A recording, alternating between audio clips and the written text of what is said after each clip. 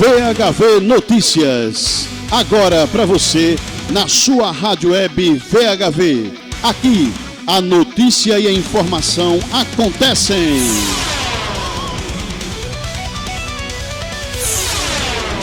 Olá, começa agora o Jornal VHV Notícias. Vamos às manchetes. IBGE, cai a desigualdade da renda entre ricos e pobres no Brasil. Norte-americano Robert Prevost é o novo Papa Leão XIV.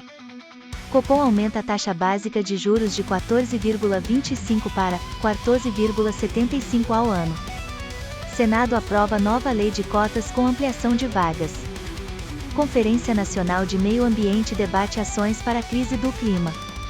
CONAR defende autorregulação para propaganda de bets, mas senadores discordam. Comissão de Esporte vai ouvir o presidente da CBF. Eu sou a repórter VHV, Valéria Ferreira, confiram agora as matérias. A quantidade total de dinheiro que os trabalhadores brasileiros receberam por mês em 2024 chegou a 438 bilhões e 300 milhões de reais, 5,4% maior do que no ano anterior.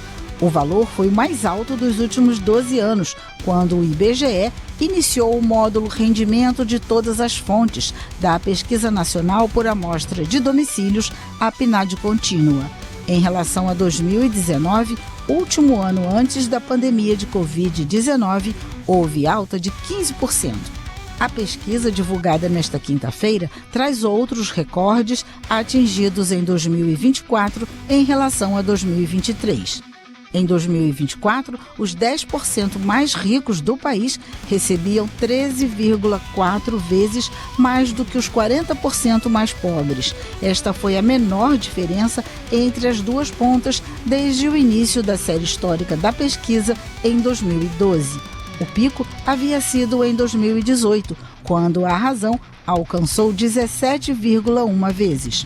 Para o analista da pesquisa, Gustavo Fontes, essa queda na desigualdade dos rendimentos entre classes vem acontecendo de forma gradativa, mas se acentuou devido às alterações na composição do rendimento domiciliar e o crescimento maior da renda daqueles que ganham menos. O Brasil, inegavelmente, o Brasil ainda é um país bastante desigual, se a gente comparar com diferentes indicadores de desigualdade de renda, mas em 2024 a gente observa uma melhoria nessa distribuição de renda, comparando diferentes indicadores. Mas também a gente não pode negar que os programas sociais, eles também tiveram um efeito importante aqui. Também subiram aos maiores níveis da série histórica da pesquisa o número de pessoas vivendo com algum tipo de renda, de 64,9% em 2023 para 66% em 2024.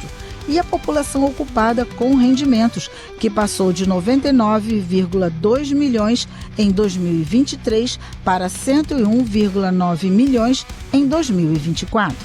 Da Rádio Nacional no Rio de Janeiro, Cristiane Ribeiro. O cardeal americano Robert Francis Prevost, de 69 anos, é o novo Papa Leão XIV. O novo líder supremo da Igreja Católica é o primeiro Papa norte-americano da história. Robert Prevost foi o escolhido no segundo dia do conclave por 133 cardeais que estiveram reunidos na Capela Sistina. A fumaça branca, indicando que o novo Papa foi escolhido, saiu da chaminé da capela por volta das 14h, no horário de Brasília, 19h, no Vaticano. Em seu discurso na sacada da Basílica, o novo Papa Leão XIV agradeceu ao seu antecessor Francisco e fez um chamado de paz à comunidade católica. Anch'io vorrei che questo saluto di pace. Eu também gostaria que esta saudação de paz entrasse em nossos corações, chegasse às nossas famílias, a todas as pessoas, onde quer que estejam, a todos os povos, a toda a terra.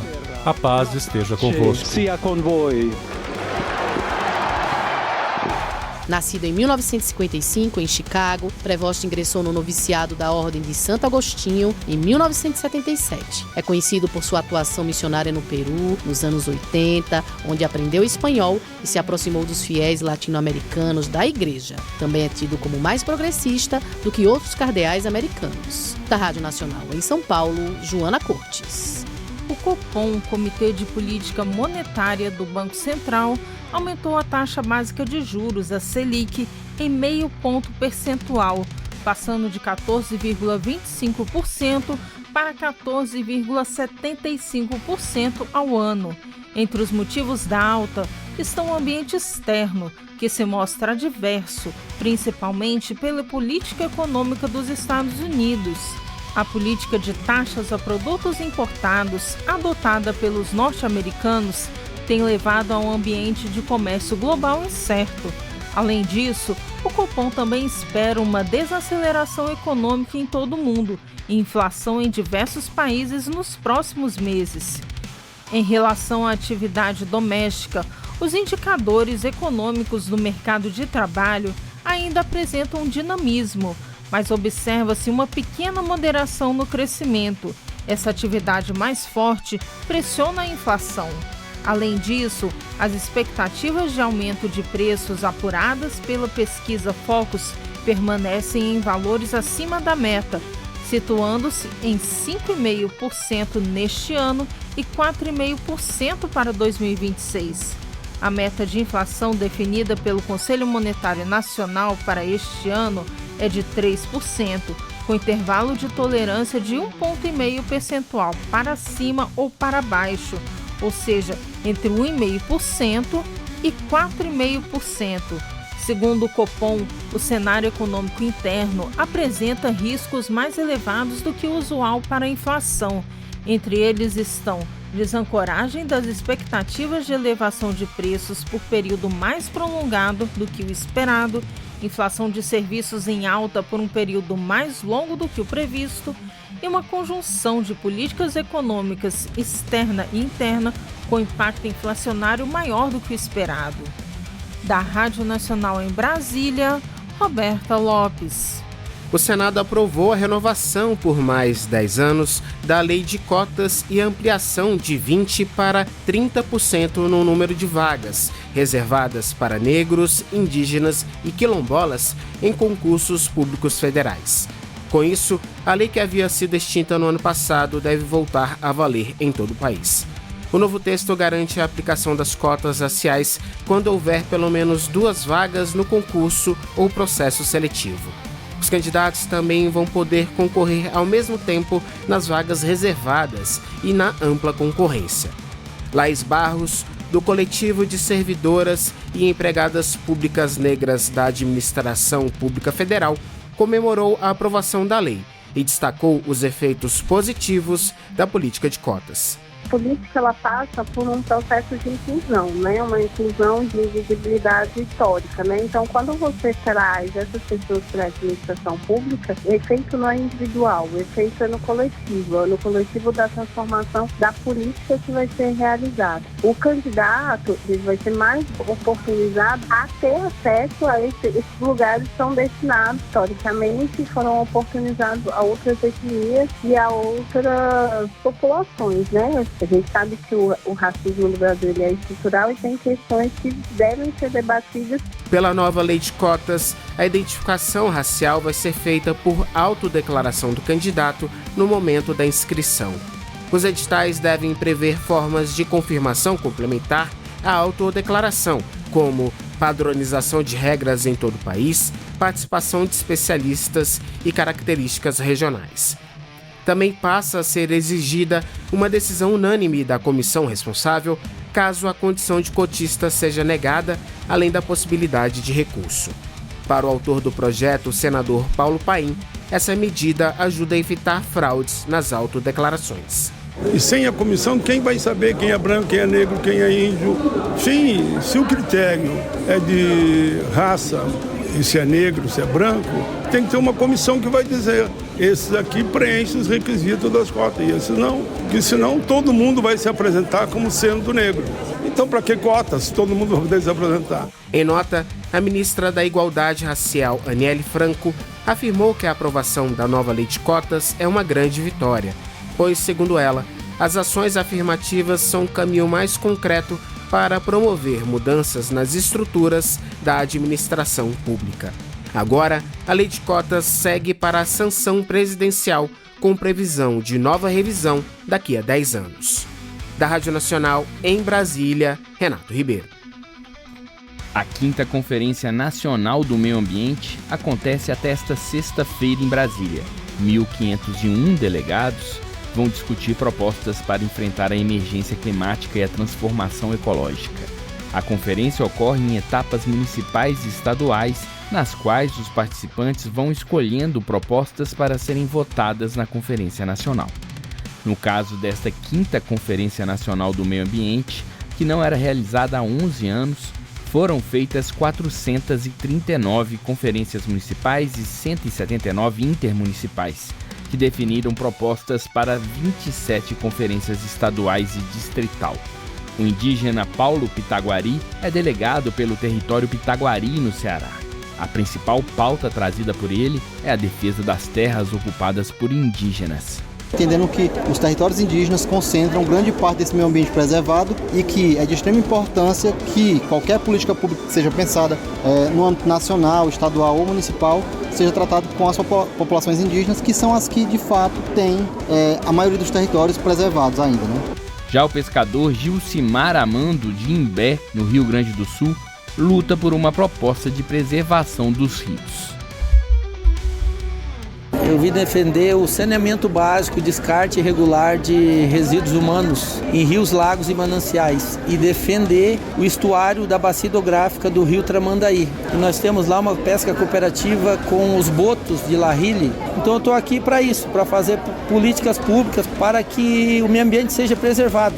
A conferência também é um espaço de denúncia. Isael Ribeiro é de Maceió, Alagoas, e diz que um dos seus objetivos é denunciar o crime ambiental da Braskem. A empresa explora o mineral salgema na capital alagoana.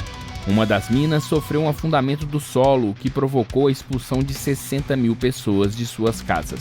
Isael quer levar o acontecido à conferência para que casos como este não se repitam. Vivenciamos o maior crime ambiental da história, que foi o crime da Braskem. Então nós aqui, nesse momento, é o momento onde possamos primeiro fazer uma denúncia pública aos estados que alguns modelos de exploração precisam ser extintos. É importante que numa conferência como essa, que possamos aí tirar estratégias para na construção de um plano ambiental que possamos mitigar e evitar outros desastres como o que aconteceu em Alagoas. Uma conferência como a do meio ambiente é espaço para ouvir a sociedade e para a definição das políticas públicas. A indígena Yagupan Apurina, de Rio Branco, no Acre, reforça a importância da escuta da população. Porque quando tu junta a população, o quilombola, os povos indígenas, os ribeirinhos, as pessoas com deficiências, ali é onde você vai saber onde dói em cada um. Se você não vive, se você não conhece, é difícil você tomar uma providência em cima daquilo, de um assunto que você não vive, que você não conhece. Então é de suma importância ouvir. Até sexta-feira, os delegados vão discutir as 2.635 propostas já apresentadas nos estados e municípios. Ao final, a Conferência Nacional irá votar 100 propostas para o meio ambiente, sendo escolhidas 10 como prioritárias. Da Rádio Nacional em Brasília, Gésio Passos. Durante reunião na CPI das BETs, o presidente do CONAR, Conselho Nacional de Autorregulamentação Publicitária, Sérgio Pompilho, defendeu a autorregulamentação para propagandas de jogos de apostas online. Para ele, essa é uma saída eficaz e ágil para analisar as peças publicitárias, evitando a complexidade e a lentidão do judiciário. Nesse modelo, o próprio mercado publicitário define e aplica regras éticas e de conduta para a produção e veiculação de anúncios e se compromete a cumpri-las sob fiscalização do CONAR. A maior dificuldade, no entanto, seriam as BETs não autorizadas, que somam 80% das reclamações no órgão, como explicou Pompilho. Quando você tem uma bet não legal, uma bet não autorizada, ela não só não está sujeita à autorregulação, como ela também não está sujeita a legislação nenhuma. Como a internet ela não tem limites, essas empresas elas podem estar situadas em qualquer outra parte do globo, por isso que é fundamental esse sistema de consequência, ou seja, que fique claro quem está autorizado a atuar, e reforçando a necessidade da presença da autorregulação, eu não tenho a menor dúvida que a gente vai ter um controle muito maior e uma diminuição clara desse ambiente caótico que a gente tem hoje, que todo mundo pode ter uma bet, abrir uma bet hoje, fechar amanhã. O presidente do CONAR defendeu um modelo colaborativo em parceria com o Ministério da Fazenda e outras entidades para garantir que a publicidade das apostas online obedeça às normas éticas e legais, com punições para quem descumpri-las. Além de advertências, estão previstas a suspensão de peças publicitárias, multas e sanções. Uma portaria do Ministério da Fazenda prevê multas de até 2 bilhões de reais por infração, mas nenhuma foi aplicada até o momento. Por isso, a relatora da CPI, senadora Soraya Tronic, do Podemos de Mato Grosso do Sul, defendeu a proibição total da propaganda ou com restrições, como aconteceu com o cigarro. Contrário à autorregulamentação, o senador Eduardo Girão, do Novo do Ceará, afirmou que o CONAR não pode coibir essa publicidade com a firmeza necessária. Eu acho que a autorregulação não tem como enfrentar esse lobby poderoso, que o objetivo é dinheiro. E o dinheiro, meu amigo, se tiver que vender a mãe, muitas vezes é vendido porque o objetivo é lucro. Então não tem escrúpulo com relação ao que a gente está vendo no Brasil. Foi adiado para a próxima terça-feira o depoimento do influencer Rico Melquíades, investigado pela Polícia Civil de Alagoas pela promoção irregular de jogos de azar online. Da Rádio Senado, Marcela Cunha. Aprovado pela Comissão de Esporte, o convite tem o objetivo de esclarecer as denúncias de irregularidades que teriam sido cometidas pelo presidente da CBF, Edinaldo Rodrigues, à frente da entidade, e um possível conflito de interesses na decisão concedida pelo ministro do STF, Gilmar Mendes, na ação que reconduziu o dirigente ao cargo. O autor do pedido, senador Eduardo Girão, do Novo do Ceará, citou uma coincidência entre a decisão do ministro e a assinatura de um contrato da CBF com o Instituto Brasileiro de Ensino, Desenvolvimento e Pesquisa, IDP, de Gilmar Mendes. O afastamento inicial de Edinaldo se deu por decisão do Tribunal de Justiça do Rio de Janeiro.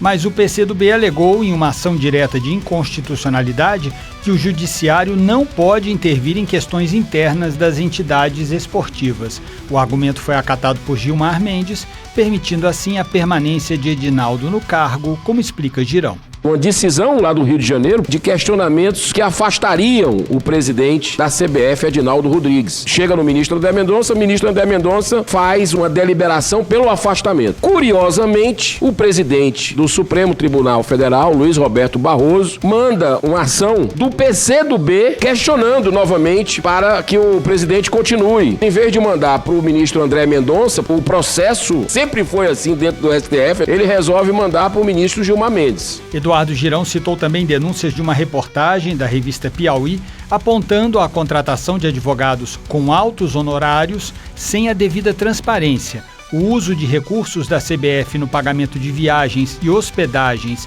de familiares e amigos na Copa do Mundo do Catar em 2022 e o aumento de salário dos presidentes das federações estaduais de futebol, que teria passado de R$50 mil para R$215 mil desde que Edinaldo assumiu a presidência da CBF. A audiência pública da Comissão de Esporte com o presidente da CBF ainda não tem data agendada. Da Rádio Senado, César Mendes.